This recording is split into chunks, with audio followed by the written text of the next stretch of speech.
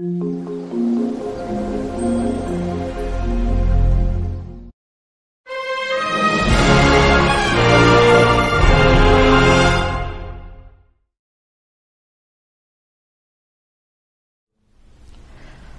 we'll start with the accounting process. As we already know, lengthy definition, but we can write it in a very short form. We call the accounting process simply in IRC-SAIC. IRC-SAIC. This is the accounting process. Okay, let us see what is this. IRC-SAIC stands for the process of identifying, recording, classifying, summarizing, analyzing, interpreting, and communicating. This is what we say it as accounting process. Let us see in detail. What do we need to identify? First of all, we need to identify in our business, in our day-to-day business activities, many activities will happen on a daily basis. In those activities, we need to find out the difference between what all activities forms part of transactions and what all will form part of events. This is what an accountant has to understand before doing the accounting. In the daily activities, what will form part of transactions and what will form part of events. Transactions, very simple. Transactions are those activities which involve monetary aspects. This is a simple, straightforward distinction between transaction and event. Transaction involves money.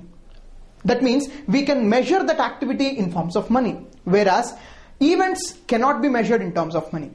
For example, I appoint a person as a manager in my company.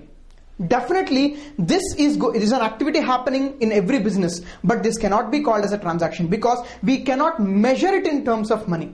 But for the same manager, if I pay salary, definitely that is going to be a transaction because I can say I have paid some 30,000 rupees of salary. Definitely that is going to be a transaction. I can measure in terms of money. Every accountant is expected to first of all try to find out which are all forms part of transactions, which are all events. Sir, why should I divide these two, sir? Very simple. I will never record any event. I record only transactions. That means which involves money. No money, no accounting. Simple. Sometimes events also forms in this way. Probably the outcome of all the transactions becomes an event.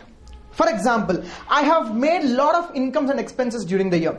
Making incomes and spending expenses, everything will form part of transactions because it involves money inflow or outflow, right? But the net effect of all the incomes and expenses will become profit. That profit is outcome of all the transactions, which we call it as an event.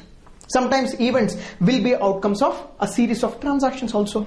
Events. But however, we are not going to record events, we are going to record only transactions. This is the first one we are supposed to identify. Next, what do we need to identify? In a transaction, minimum 2 accounts are to be identified. Minimum 2 accounts will be affected. Those 2 accounts will have to be identified first. Of course, regarding these 2 accounts, how to identify these 2 accounts, we have the next video coming up in the series where we made a video exclusively to find out how to find out those 2 accounts which are affected in that particular transaction. We'll see in that. But let us first discuss about the complete definition first. After identifying which two accounts are to be affected, what do we need to do? I need to record that transaction in the form of a journal entry. Yes, this is going to be the most important area for an accountant. For an accounting student, journal entry is going to be the most important aspect. I'll tell you why. Because these days accounting in every organization is happening in the softwares. In the software, these computers made us so lazy that we need not do anything apart from passing a journal entry. We need to identify which are all the transactions and find out the 2 accounts and give effect to the 2 accounts in the form of a journal entry. And rest everything is done by the software itself. Computers have made our life so easy like that. So these days, let it be a intermediate +2 student or a chartered accountant. He is expected to be perfect in journal entries, where in the next series we are going to discuss in depth about the journal entries. What we do after we identify, next step is to record it in the form of a journal entry, and then we classify them in the form of a ledger. Yes, we classify them in the form of a ledger. How to do that ledger accounts? Next series. Next, we summarize it in the form of a trial balance. We summarize all the accounts that have been recorded, that have been classified into ledgers. We will summarize them in the form of a trial balance, and we will see whether there are any arithmetical, mathematical mistakes that have been done in the accounts. And after that, once the trial balance is tallied, then we move on to analyzing. The process of identifying, recording, classifying, summarizing, and analyzing. What do? We see the net effect of all the transactions, all the accounts, and we make a series of trading account, profit and loss account, balance sheet, and these financial statements. We call them as financial statements, which is the net effect of all the transactions happened during the period, right?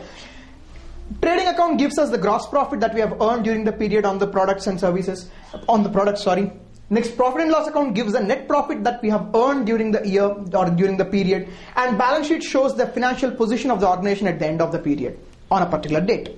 Once we analyze all these through by preparing all these statements, finally we go for interpretation.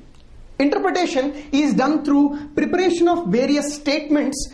For example, ratio analysis, cash flow statements, funds flow statements, etc., etc., etc.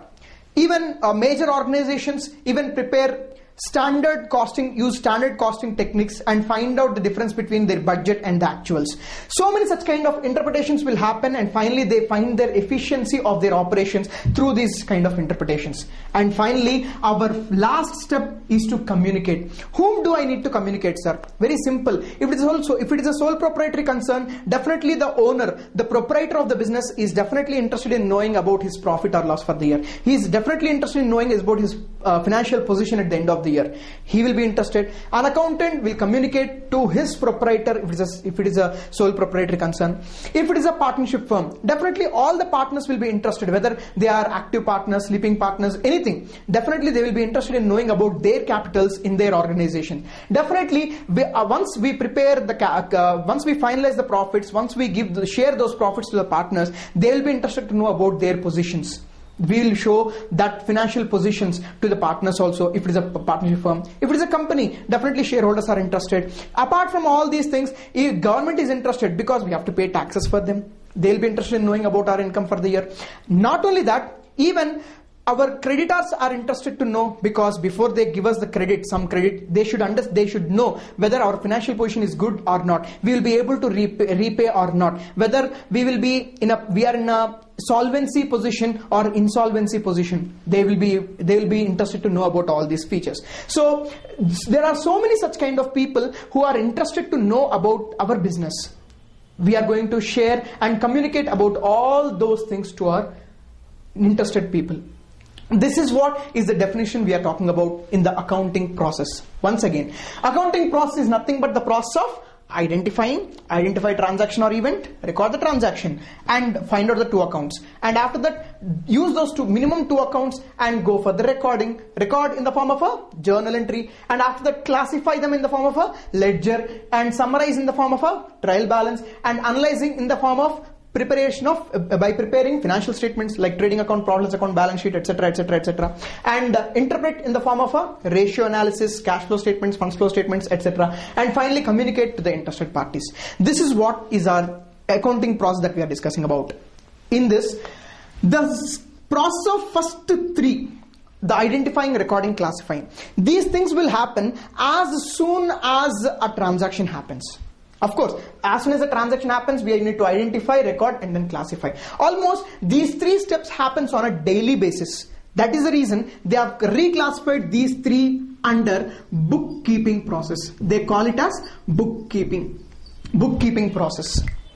In this bookkeeping process, it is very simple. It means that it happens almost on a daily basis, where Rest everything from preparation of trial balance onwards till the communicating part, everything happens usually once in a year. There is no rule that we have to make it only once in a year, but usually it is once in a year. Bookkeeping, accounting. This is the accounting process.